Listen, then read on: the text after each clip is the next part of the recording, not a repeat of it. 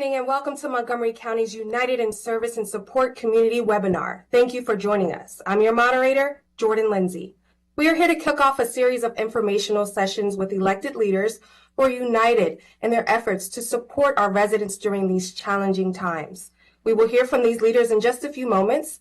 We have questions that have come in through our website. We're asking residents to share questions using the Q&A function.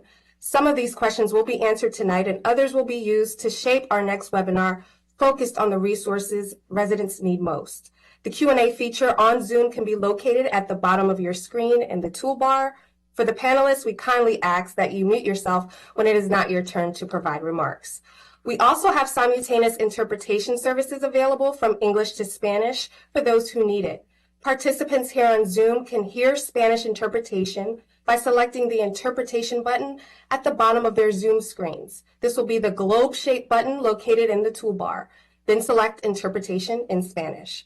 Now I'll toss it to my colleague, Marcela Rodriguez, to translate how to access the Spanish channel. Marcela, to you.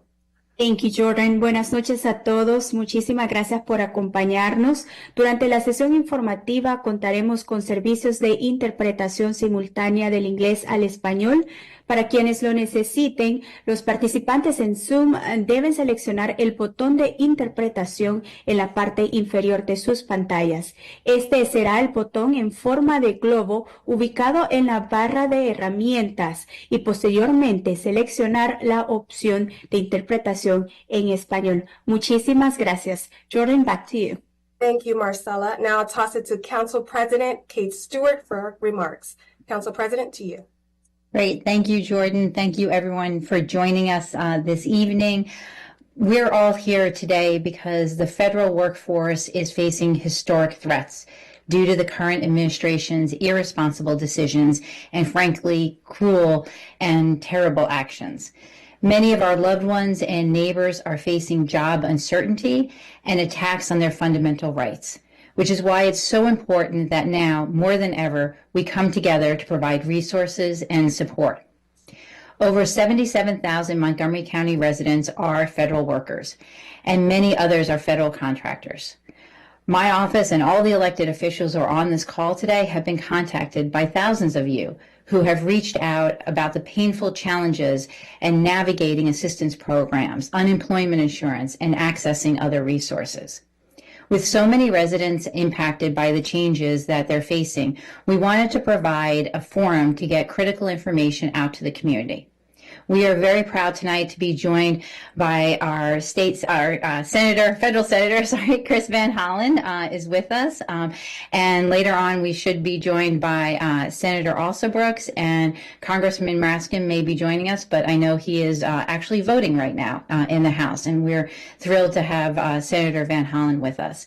We also have the county executive who will speak in a moment, and we're joined by members of our county council. You'll hear in a moment from Council Vice President Jawando, and we have Council Member Friedson, Sidney Katz, Council Member Balcom, Council Member Lorianne Sales, Council Member Mink, Albanaz, Glass, and Lukey with us tonight. And I just want to thank all of my colleagues for being here this evening, and for all of us showing how important it is to come out to support our federal workers and everyone whose rights are under attack right now.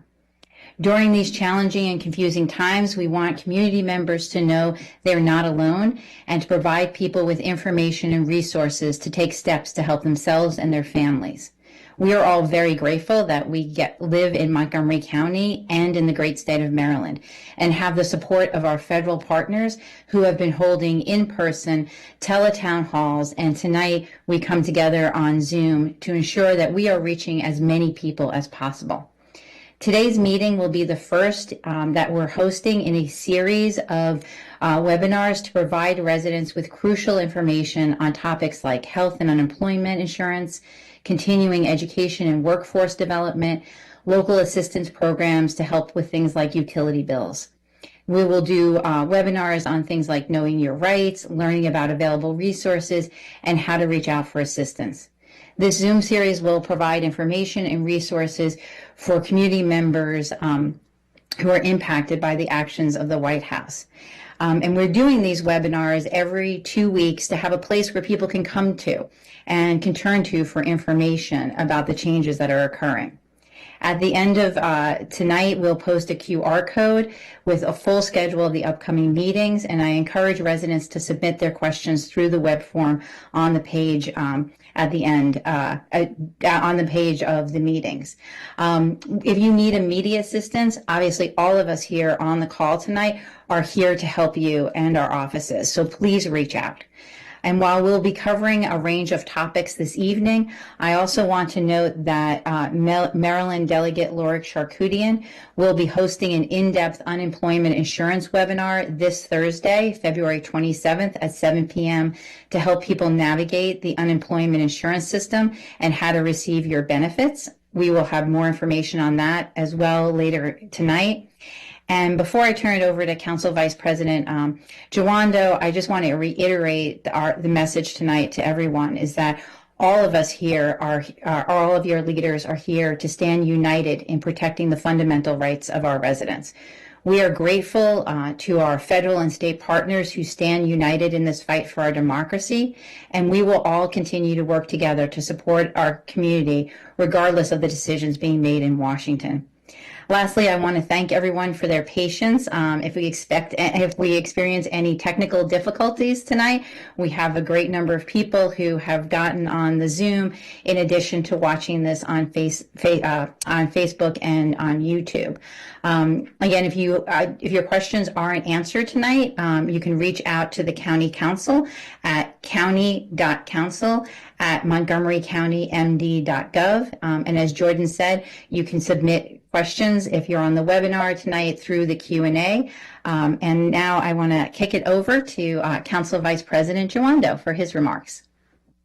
Thank you, Council President Stewart. It's great to partner with you on this and with all colleagues for this very, very important set of meetings in our first one tonight. Good evening, everyone. Thank you for joining us.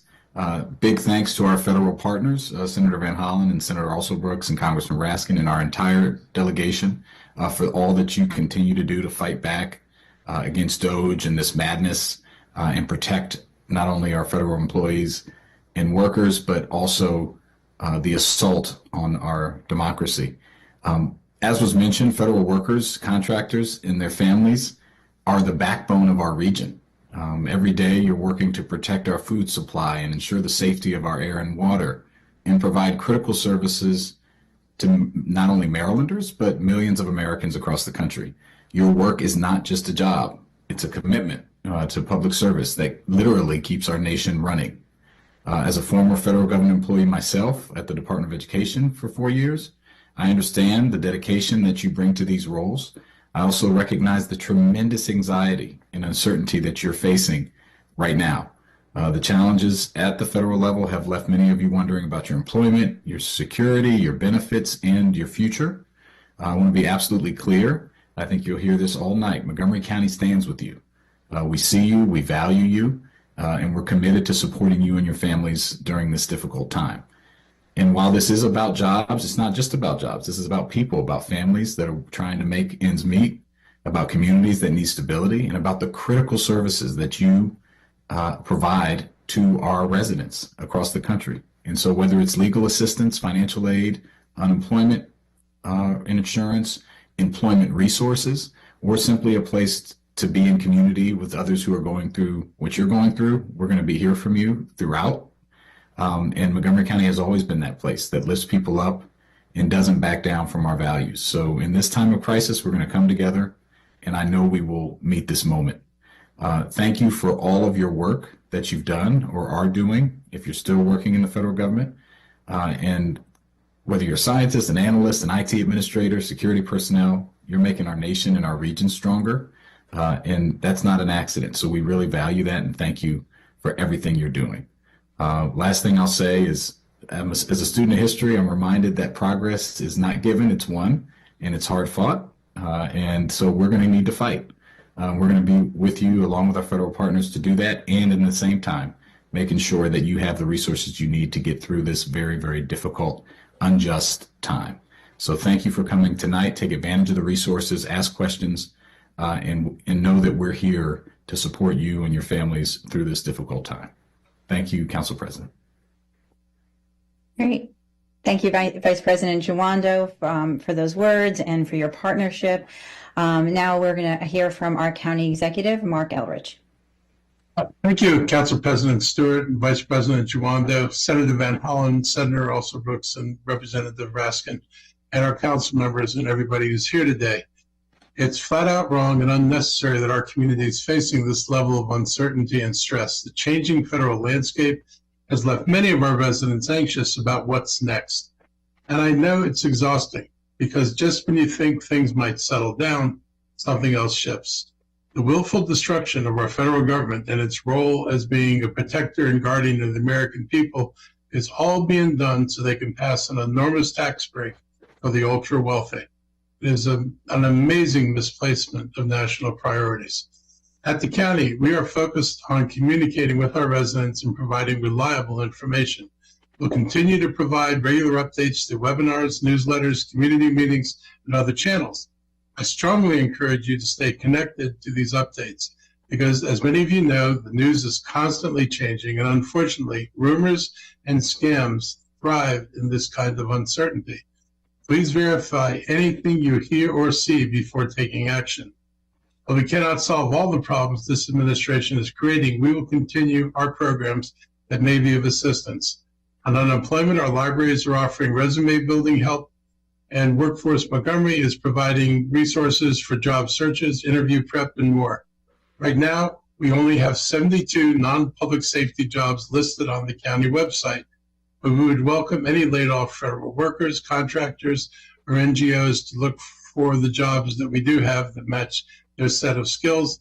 And obviously, the state is doing the same thing in terms of looking at what they have and what's available. I also want to emphasize the importance of mental health. These are stressful times, and no one should feel like they have to navigate it alone.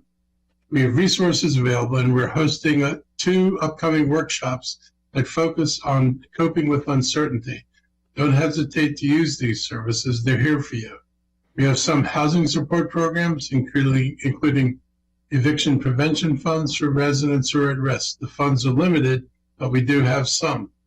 For families, food insecurity, those of you who are facing food insecurity, we've built a multi-layered support system through our Office of Food Resilience.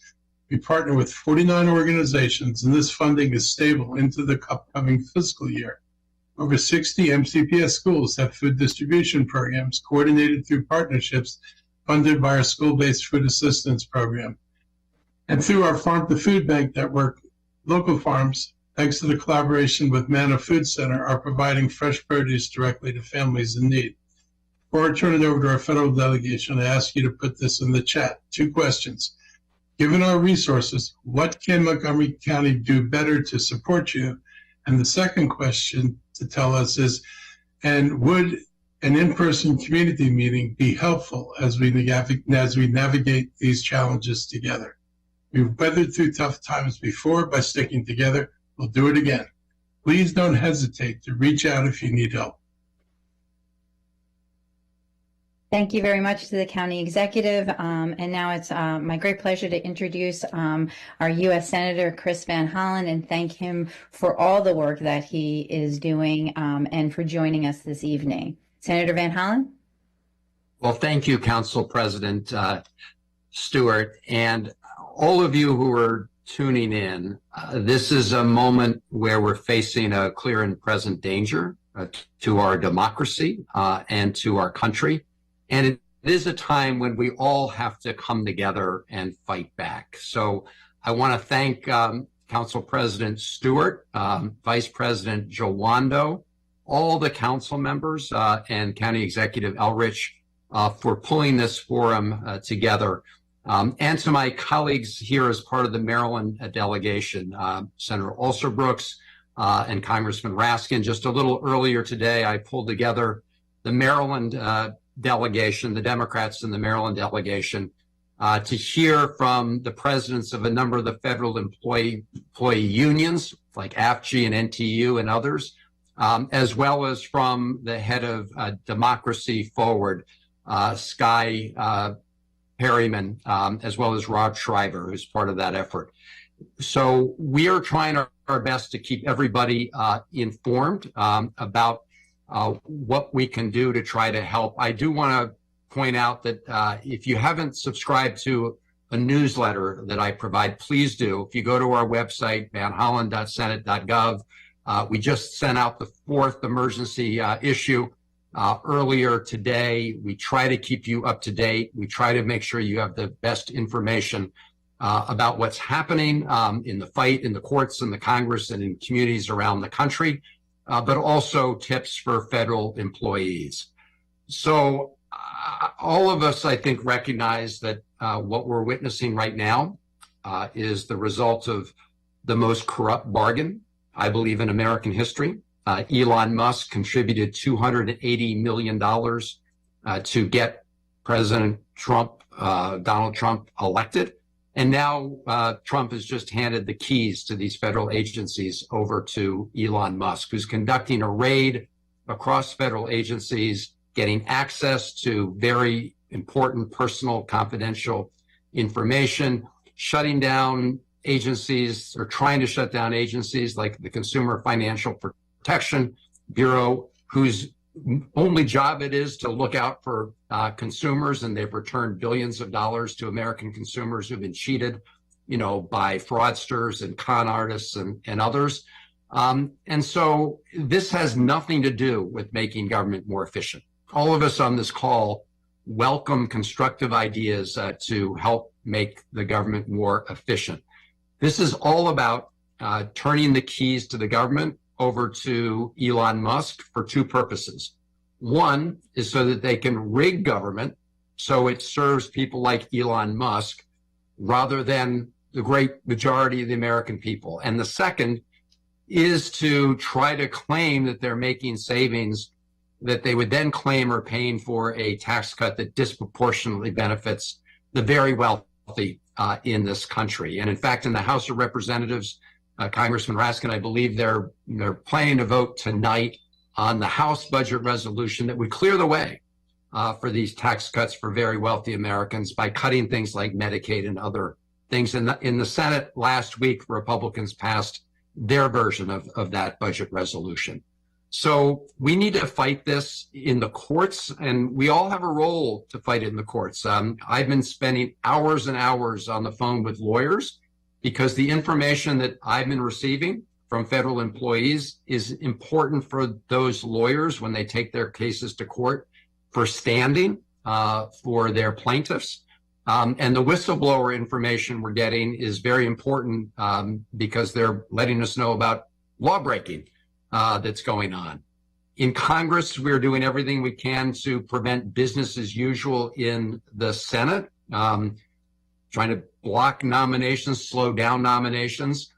At the end of the day, it's 53 to 47. And so we're working to try to get more of our Republican Senate members to do the right thing. And unfortunately, at least so far, they haven't.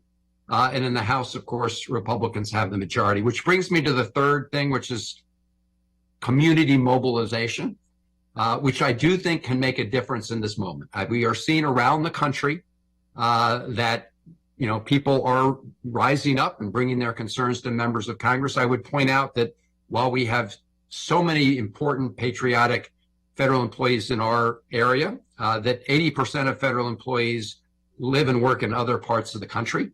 And the services they provide, of course, help 100% of the American people, no matter where they live or work. And so the impact of taking a chainsaw to important public services is being felt, and people are responding, and they're responding across party lines at the grassroots level. So please continue to contact people in other congressional districts and other states, and ask them to get out there and tell their member of Congress or their senator that this is a disgrace. This is based on a big lie. And I want to close with this, and I am looking forward to the questions.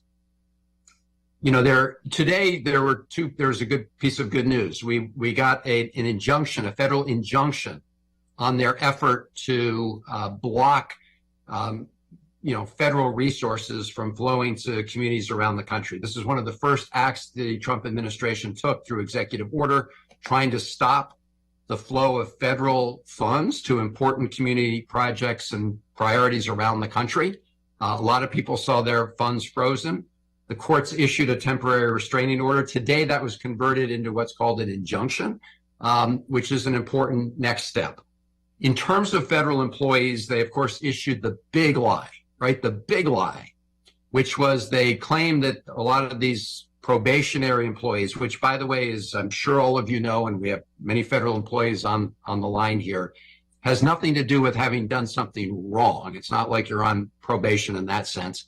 It's you're new to the job, or you may have been newly promoted. I mean, you could be in government service for 10 years and you get a promotion and you're in probation in that new position for a couple years and you're singled out. So federal employees are only allowed to be terminated, or only supposed to be terminated because of poor performance or misconduct, which is why so many federal employees got these letters with the big lie saying that they had not performed properly when they had just received, in so many cases, these performance reviews that were glowing. And so those cases are now going before the Office of Special Counsel. The Office of Special Counsel, the Trump folks tried to get rid of it. That was appealed, and the Supreme Court let the temporary restraining order go that lets the Office of Special Counsel remain in effect. And they just filed a case on behalf of 6 representative federal employees, a class action case that will go to the Merit System Protection Board.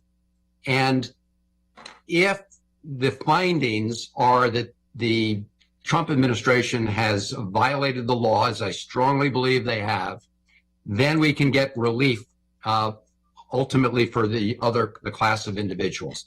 I'll end with this. If you've been terminated, and I believe it's an illegal termination, you can pursue other options without sacrificing or forfeiting your ability to pursue legal avenues to get your job back. I want to make that point very clearly. You can pursue another job. You can file for unemployment insurance. You can pursue those other options without giving up or surrendering your rights to continue to pursue recourse to get your federal job back. So there's much more to talk about. I look forward to the questions, but please do go to our website. Please sign up for the newsletter, because we're trying to keep people up to date in real time. And I want to thank the members of the council, council president, vice president, county executive for organizing this forum. And I'll end there. Look forward to the questions. Thank you, Senator Van Hollen, and I think you've begun to answer some of the questions that I saw in the Q&A, so thank you very much for that. Tonight, I know there's so many people who are joining us who have been impacted. We wanted to have join with us one of the people who in our community has been impacted by the foreign aid freeze and an advocate for USAID. And I want to say someone who has been helping to organize folks, and Councilmember Glass and I have spoken to her and others in our community who are coming together to provide support to each other. And I know Congressman Raskin wanted to introduce Mary Beth Hastings himself because Mary Beth was Congressman Raskin's Hero of the Week last week. But we're glad she could be with us this evening to share some of her experiences. Mary Beth? Thank you so much, Council President Stewart, and thank you, Senator Van Hollen, for those words and for all you're doing for federal employees and contractors. Thank you so much, County Executive Elrich, and all of the County Council members for being here and for providing us this forum. It's an honor to be with all of you tonight and to briefly share on behalf of those who have lost work or whose jobs are in danger due to the new administration.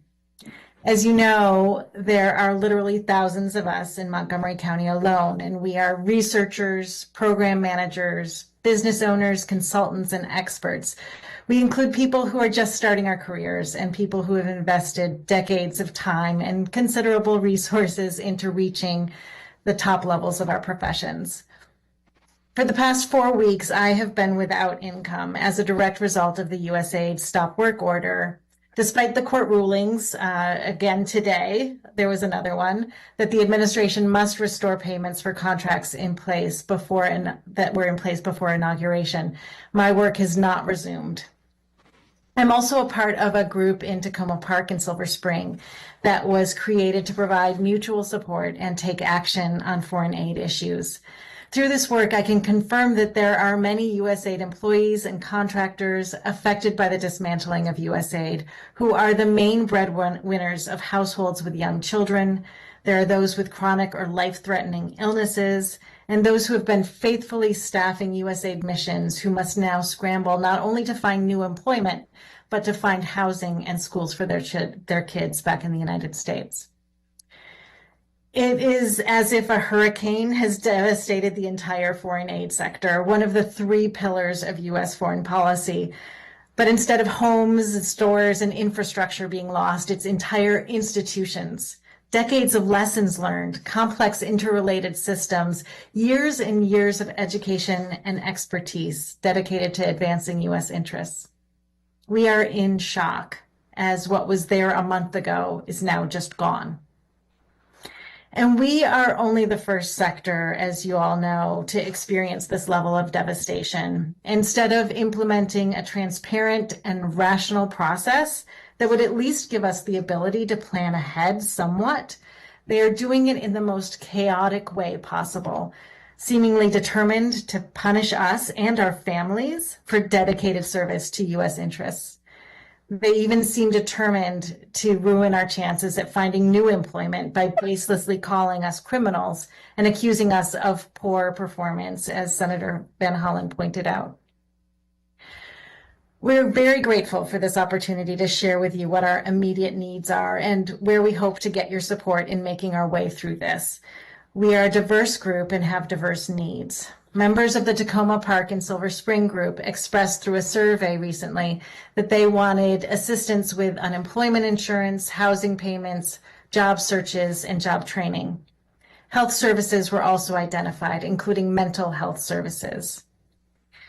But in addition to sharing our needs, I also want to convey just how angry we are. This isn't some accident. This wasn't a hurricane. This is being done deliberately and callously with the intent to inflict trauma, as OMB Director Russ Vought said last year. We do not accept that our jobs mean less just because this administration has contempt for our service. Our work has not suddenly become obsolete. It has not been measured against any reasonable metric for success. We are not replaceable by AI, and we do not deserve this cruelty. And just as we would like your support for our material needs at this moment of crisis, we would like you to be enraged on our behalf and to take that fire into whatever you can do in the short or long term to help us get what we really want, the restoration of our work. We are going to continue to fight, and we are very grateful for you fighting alongside us. Thank you so much. Thank you very much, Mary Beth. Up next, it looks like I can toss it back to Council President Stewart if she'd like to toss to the next person. Looks like Sean Gibson will be next. Great. I'm actually going to have bounce it over to Council Vice President Juwando and just thank Mary Beth for sharing that. And what we wanted to focus on in this first kickoff Zoom before we start the series were those immediate needs of health insurance and looking at health, filling their health needs and also unemployment. So Council Vice President Juwando is going to introduce the next section on providing information on health insurance. Yeah, thank you, Council President, and also want to thank you, Mary Beth, for that very eloquent and passionate remarks about your work. Proud to introduce our Department of Health and Human Services Health Insurance Administrator, Sean Gibson, and he's going to talk about health insurance options and Medicaid eligibility. Obviously, one of the big concerns we've heard from folks is how do I make sure I take care of myself and my family and loved ones in this transition, and what's available for health insurance, obviously, which includes both physical and mental. So turn it over to Sean to discuss those resources. Thank you so much for having me today. My name again is Sean Gibson. I am with the Montgomery County Governor's Office of Eligibility and Support Services. Thank you for having me. I will be going over the health insurance programs that are available for you in the state of Maryland, and then some healthcare programs that are available for you here in Montgomery County. The presentation will be up in a second. Thank you.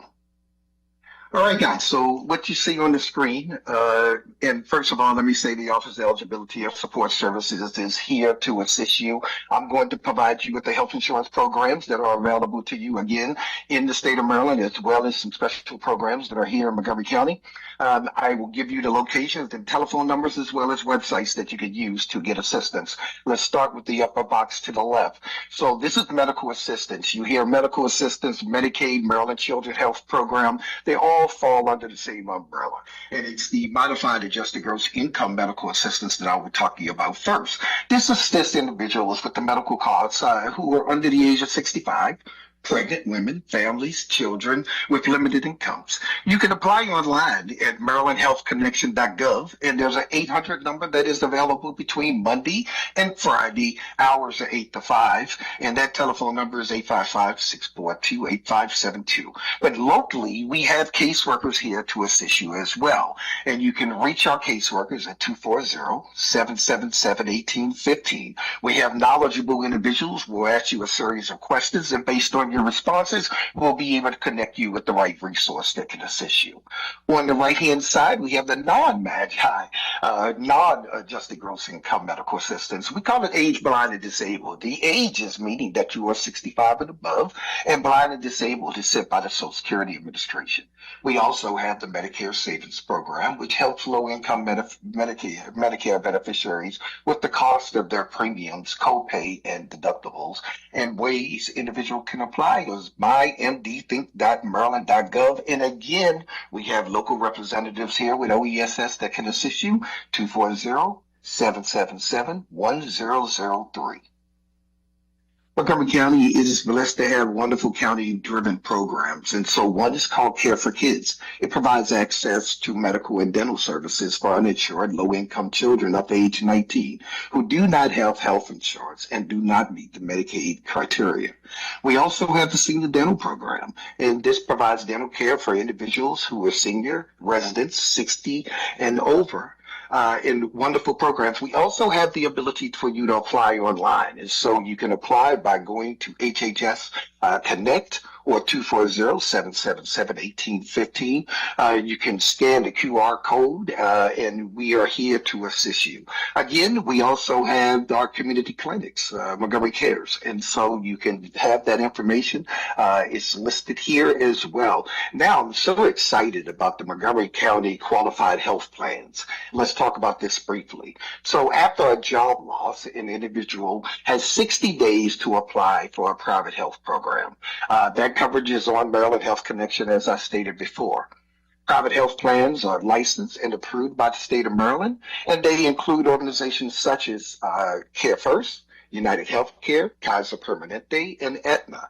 Covered services include free preventive services, doctor's visit, hospitalizations, emergency care, prescription drugs, laboratory tests, and more. Health plan applicants may be able to receive help in paying that monthly cost through tax credits. And then in Maryland, we have the Young Adult Assistance Program, and that's for individuals 18 to 37. So please, if you're interested in finding more information out, you can go to marylandhealthconnection.gov, and there is an estimate tool there that you can essentially put your information in without making any obligation, and it will allow you to see selected plans. And then one other thing that we have. So Maryland Health Benefit Exchange has launched a program in concert with the Maryland Department of Labor. When you're filling out your unemployment, you can check a box that states that you need coverage, and someone will contact you to help you enroll in the free and the low-cost coverage program. So again, thank you for having me. Our locations are now listed on the screen. We have our 1301 location on the second floor in Rockville. 1401 Rockville Pike, right on the Pike. 8630 Fenton Street, right downtown Silver Spring on the 10th floor. We have the Up County Regional Service Center that is located up in Germantown. And then we have our Silver Spring Center at 8818 Georgia Avenue. Please, guys, come see us. Let us assist you. We are ready to provide. The telephone numbers will be listed there. You can call Maryland Health Benefit Exchange through the 855 number, or of course, you can come to the Office of Eligibility and Support Services here locally. Thank you for having me, and I look forward to servicing you guys. If you ever have a problem and you need to contact us, remember 240-777-1815, 240-777-1003. Thank you for having me. I wish you much success. Great.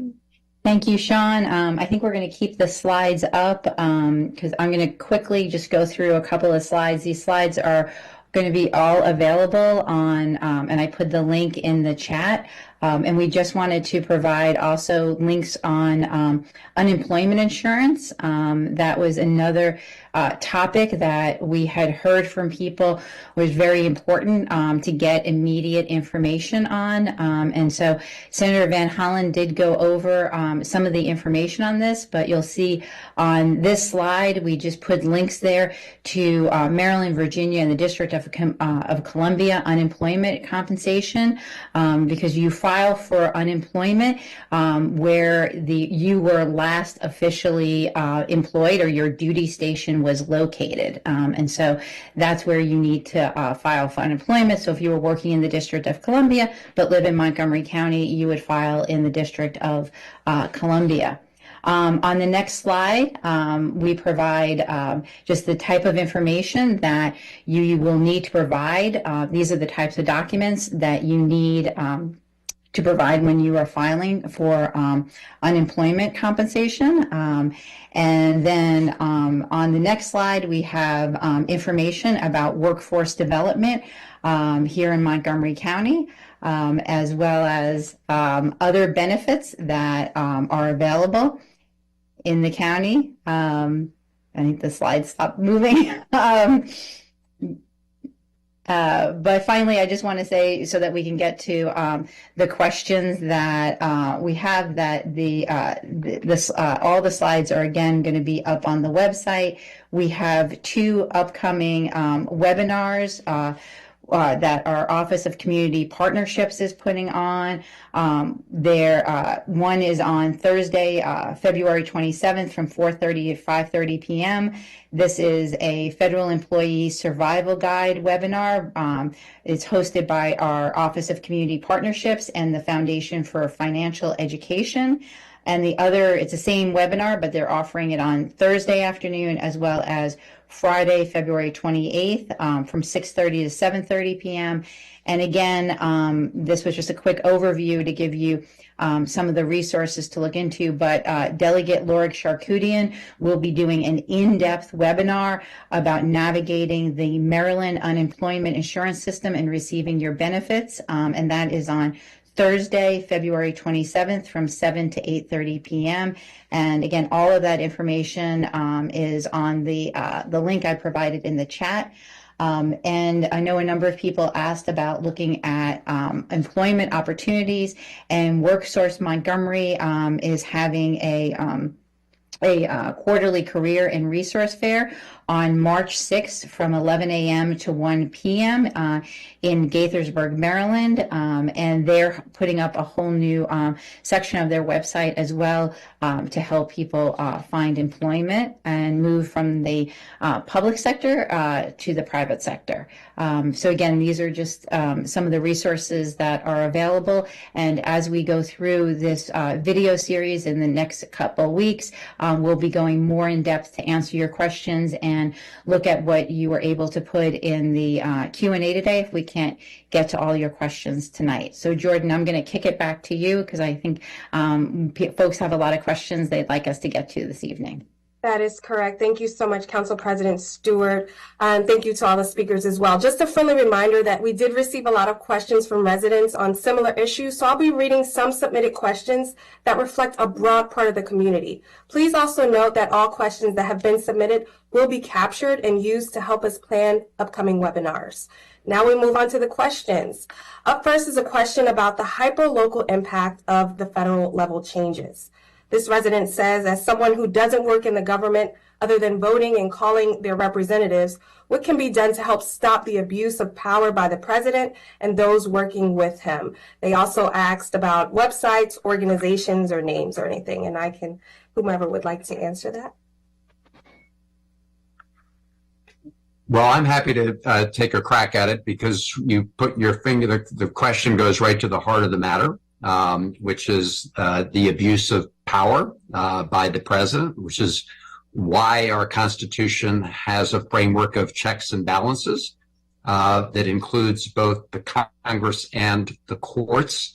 Right now, in the Congress, I will tell you, your Maryland delegation, at least the Democrats in your Maryland delegation, are pushing back as hard as we possibly can, 24/7. But at the end of the day in the Senate, it's 53-47, and we need more Republicans on board. The first line of defense right now, when you have all of this lawbreaking, are the courts. And this lawbreaking takes two big forms. One is that the president is issuing these executive orders to claim to have powers that he doesn't have under the Constitution, right? And the courts are jumping in.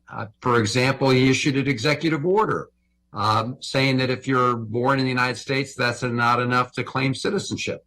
A judge has put a national temporary restraining order on that. A judge in Maryland just put a temporary restraining order on their DEI executive order, claiming that it was overly broad and confusing, and therefore there's a TRO. And of course, there's also this whole category of abuse of power that we've been talking about, where Elon Musk has been essentially handed the keys by the president. We believe, and cases have been filed, that he doesn't have the authority to do what he's doing, and we want to shut down the entire illegal Musk operation. In the meantime, we are working with lawyers in the courts on these other issues. Mary Beth, thank you for your very powerful statement about the great work AID does on behalf of our country. I could not agree with you more. Actually, having grown up in a foreign service family and seen firsthand the amazing work that AID does on behalf of our country overseas, advancing our interests and our values. And our goal, of course, is to reverse the great damage they've done to AID. I think, Mary Beth, you mentioned the case today. It's been an ongoing case. The courts have ordered AID to make good on existing contracts. Those contracts, of course, impact employees, but also contractors. And those contractors impact other jobs in Montgomery County, in the region, and the country.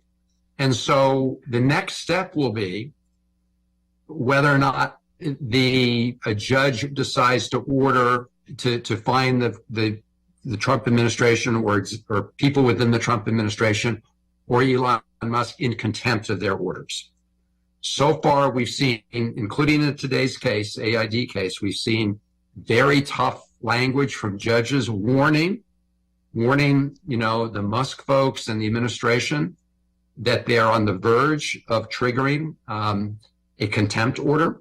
That hasn't happened yet. Contempt orders can come with sanctions on those who are in contempt of court.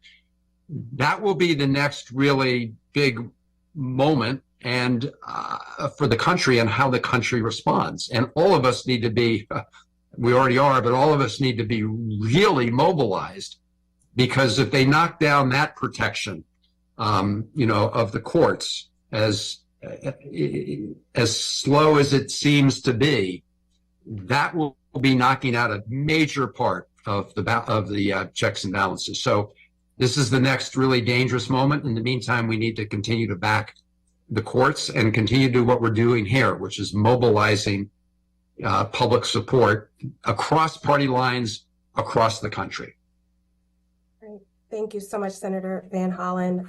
I guess we can move on to the next question, which is Montgomery County planning to increase the number of public health jobs available and prioritize hiring ex-federal employees?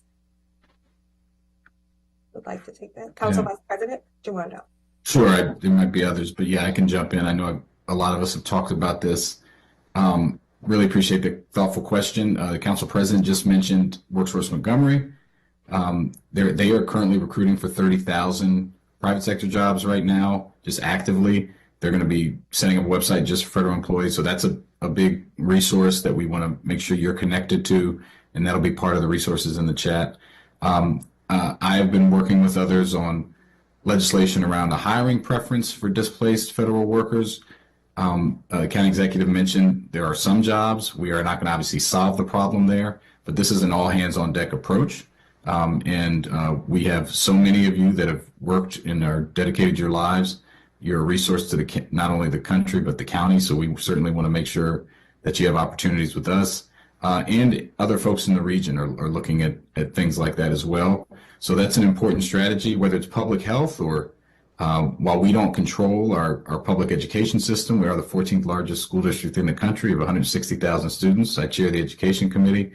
There are jobs available there for our students. I think this needs to be a whole regional, obviously county, private sector, public sector effort to fight, like the senator said, but then also make sure we're doing what we can to place people while you pursue your rights at the federal level to keep your job. So that will more to come on that, but there is an effort, concerted effort to do that. Council Vice President Jawando, I don't see any other responses. We can move on to the next question, which is considering the impact of the mass federal layoffs affecting Montgomery County residents, how would you advocate for Maryland residents to be able to receive unemployment benefits beyond the standard 26 weeks if their jobs are based in Washington, D.C.? Not sure who'd like to take that question or comment. So I don't know if we have an unemployment expert on this call. I did see that question was one that might be asked. We are looking into this. I know that, during COVID, of course, at the federal level, we were able to expand the length of unemployment coverage. That required an act of Congress at the federal level, I believe. What I don't know is whether or not the state has the authority or the ability to extend unemployment coverage for federal employees beyond 26 weeks. I don't want to hazard a guess on that. We have a call into the Maryland Department of Labor to better understand this, and I don't know what system Council Member Stewart, Council President Stewart, you guys have set up, but maybe if we can collectively get an answer to this and put it in whatever community chat we have. So this question relates to whether there's a way to extend the unemployment insurance beyond the 26 weeks, given the very intense, focus of unemployment potentially within our community. Yeah, thank you, Senator Van Hollen. And I think, one of our goals this evening, as we are doing this as a kickoff to these Zoom series, was also to collect the questions that people have so that we can get accurate information out to our residents. So much of this is uncharted territory for all of us. And we want to make sure that what we are sharing is the most up-to-date and accurate information. And I appreciate everyone putting questions in the Q&A and the ones they sent in before. And we will be, for the ones that we are unable to answer tonight, we will be collecting, and we will make sure that we are working with our state and federal partners to get answers. And it is another reason why we wanted to set this up as a series, so that as the situation changes, as we're getting new information, we're able to share it with all of you. In addition, we will also have the resource page on the County Council website that will be available, and we can update that with information as well. Thank you for those comments. Now that many people have been laid off from their jobs, people are saying it's going to be very competitive. This person's asking for advice that you can give individuals with high school diplomas or bachelor's degrees.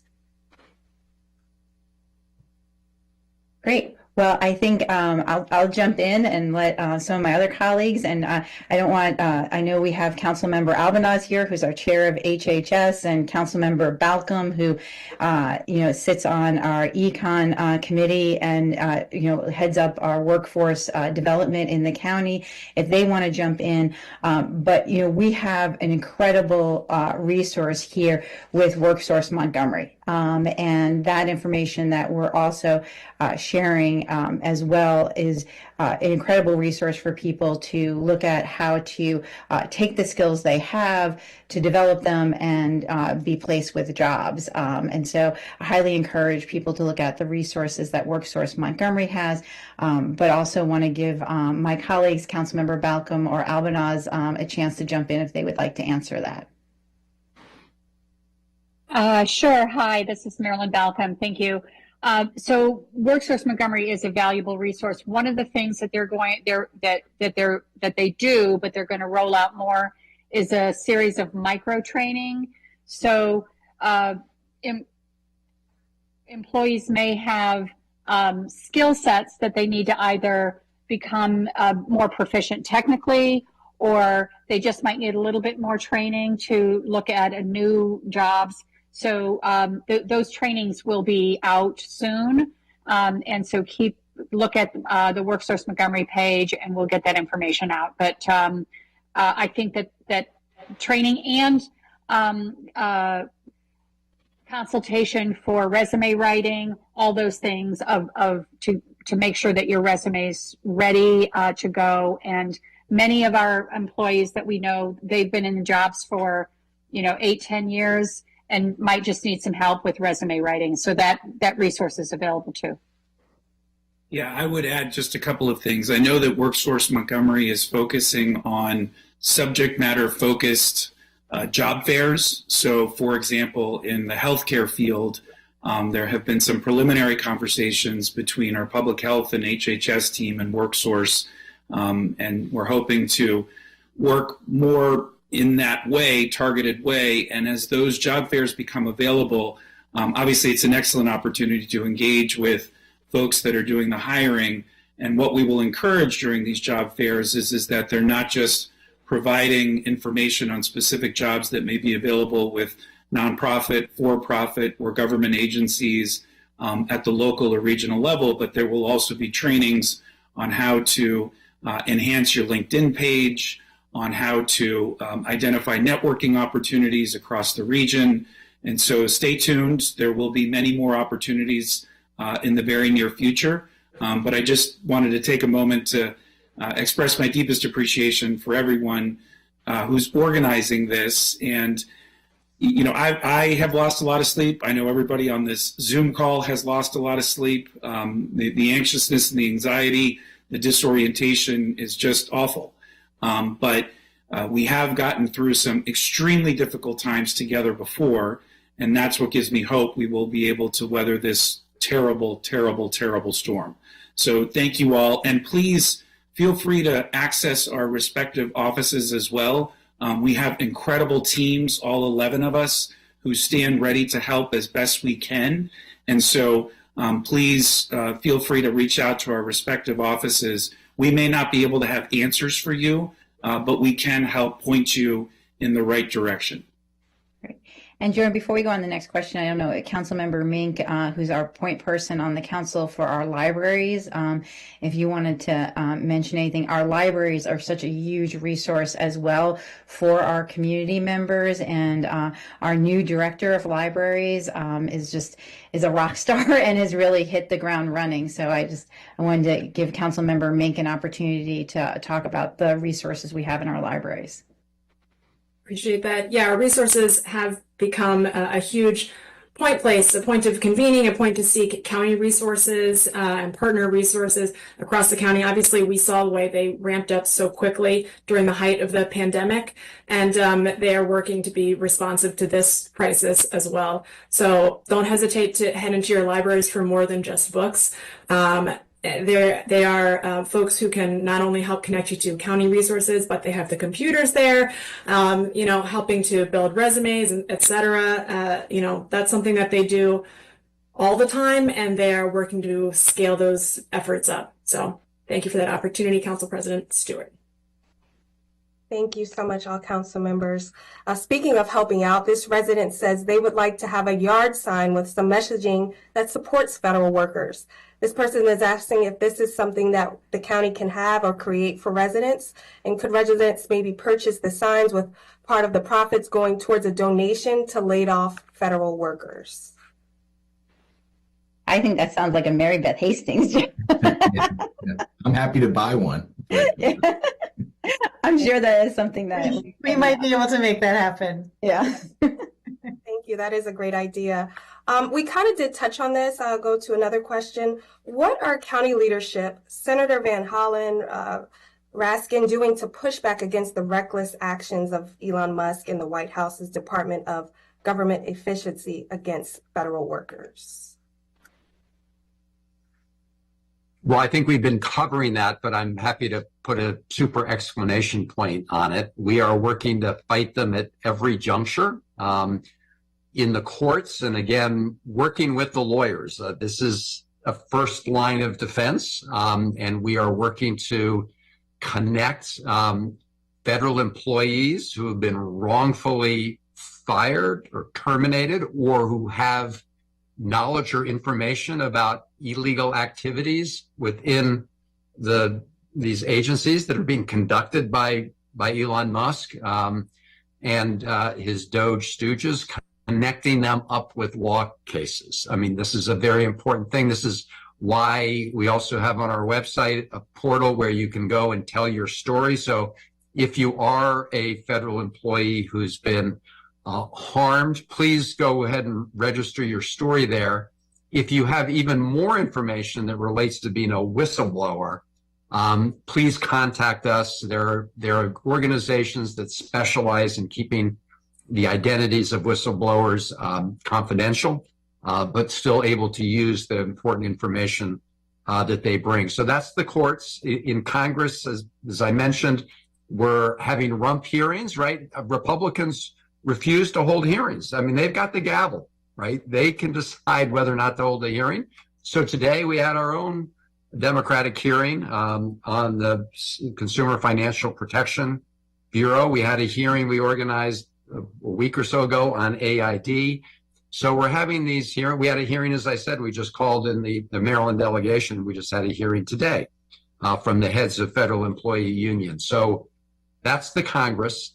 And then we are working to try to mobilize, community, opposition. And of course, there's already a lot of grassroots opposition. So it's not, but we're trying to help make sure we nurture that and help grow it, and direct it also, try to also direct it in a way that, Republican House members and senators are hearing from their constituents. I mean, their federal employees are also being wrongfully treated, unfairly treated. I mean, outrageous acts taken against them. And so we need to hear that anger we all feel right here in Montgomery County in Maryland, around the country. And I think it is happening. So mobilizing, communities, mobilizing whatever opposition we can in Congress, and helping support the courts. Those are some of the main focuses. And then again, as this forum provides, trying to make sure that we connect people with whatever resources they need at this terrible moment while we fight back on these various fronts. Great. Thank you so much, Senator Van Hollen. This person says they're raising 3 grandchildren, 2 of which receive medical care through medical assistance. They're asking if their benefits are at risk of being cut off. So I can speak to that at the federal level. I mean, if you're somebody who's on Medicaid, and many individuals have disabilities do rely on Medicaid. The Republicans are planning right now to cut Medicaid to pay for tax cuts for the very rich. Now, that is really embedded in this House budget resolution that they're taking up tonight. And as we've been talking, I had a little whiplash because it was first announced that the Republicans in the House were calling off the vote because they didn't have them. And now that they're going to go forward with the vote, I haven't had a chance to check in. But my main point is both Senate and House Republicans are teeing up budget resolutions that would allow very deep cuts to Medicaid, also to child nutrition programs, in order to pay for tax cuts for the rich. In the Senate, we spent pretty much all night. We were here till 5:30 a.m. last week, where many of us offered amendments to say, first of all, don't give tax cuts to billionaires and other wealthy people, and Republicans voted those down. We also said don't pay for those tax cuts by cutting Medicare or Medicaid. Or I offered one, don't pay for tax cuts by cutting school lunch programs. And again, Republicans voted against all of those efforts to put up guardrails. This is the first step. The budget resolution is the first step in what's called the budget reconciliation process. It sets up the framework, but it's an ominous sign of where they're going, and we need to fight them every step of the way. Thank you so much, Senator Van Hollen. Well, that's all the time we have for questions this evening. I'll go ahead and toss it back to Council President Kate Stewart for closing remarks. Council President, to you. Great. Thank you all. First, I'm going to turn to Council Vice President Juando and see if he has any closing remarks, and then I'll close this out. No, just to say, other than to say thank you. I've been furiously going through the Q&A, as is my staff, to just copying and pasting, and our team's going to collect all of this. There's some really good questions that are both general but also very specific. Just know that throughout this series, we're going to make sure we get responses to you and make sure we're building this set of resources in addition to fighting, like our senator said. So just thank you for coming out, and stay tuned for more as we move forward. Thank you, Council President.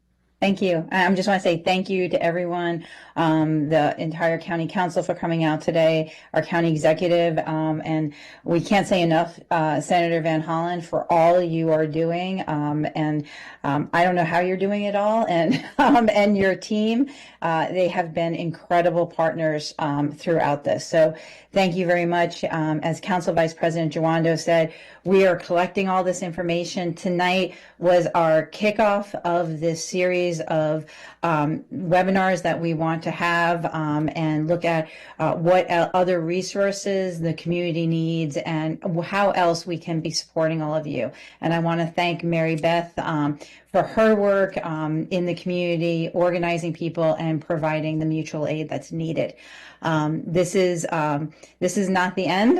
It is not the beginning. It is a continuation of the work that all of us will be doing together. And so thank you for joining us tonight. And Jordan, thank you so much for moderating.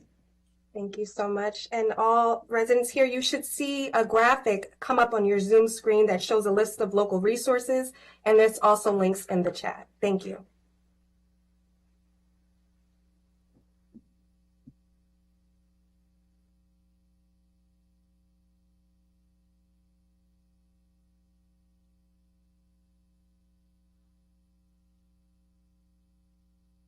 Dominic, for having gotten where you got. And I think we all know it was not an easy journey. Somebody was going to point out that you were the first black gymnast. And, it's not because there were lack of qualified, capable black women. It was the first black gymnast to manage to get through basically a white sport. And it was a significant achievement to do that. It was part of the world that was closed to people for a long time. And it was one of those breakthroughs that once one person gets through, it opens the door for other people to get through. And I just want to acknowledge that because I'm sure you had to deal with it. So I want to welcome everybody here. I want to, celebrate our Olympic legend who's here today, incredible athlete, a Silver Spring native. Good things come out of Silver Spring. We just got through, was it Fortune that just rated us the number